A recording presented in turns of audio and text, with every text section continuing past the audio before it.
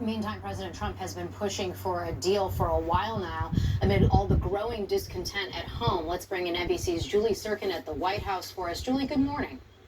Hi, Laura. Good morning. The White House is optimistic about that possible deal with Tehran, signaling it could be signed in the coming days. Now, Iran's leadership appearing to back the agreement as well. Even as earlier on Friday, the Trump administration, as you just heard from Keir, criticized Iranian state media for reporting what they call different terms than the two sides discussed. Remember, President Trump's red line has been making sure Iran abandons its nuclear weapons program. And this week, after the U.S. military retaliated against Iranian attacks, several Republican senators told me the president finds himself in a difficult spot as he works to end the war, dragging on now for 3.5 months. He has teased a deal with Iran more than 30 times, as Garrett mentioned, since the conflict began. Trump also downplayed the economic pain Americans are feeling. The rising oil and gas prices are driving inflation around the world as he scrambles to seal the peace agreement before meeting with world leaders in France for the G7 summit on Monday. Laura? Julie, I also want to ask you about this deadly strike announced overnight against a known gang in Venezuela. What more are you learning about that?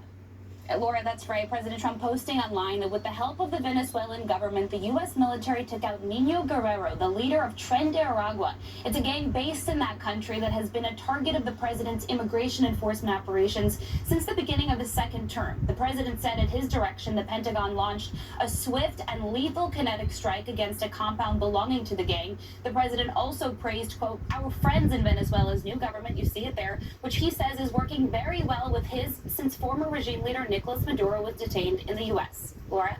All right, Julie at the White House. Thank you, Julie. And now to that controversial event happening tomorrow night in Washington. Its former regime leader Nicolas Maduro was detained in the U.S. Laura? All right, Julie at the White House. Thank you, Julie. And now to that controversial event happening tomorrow.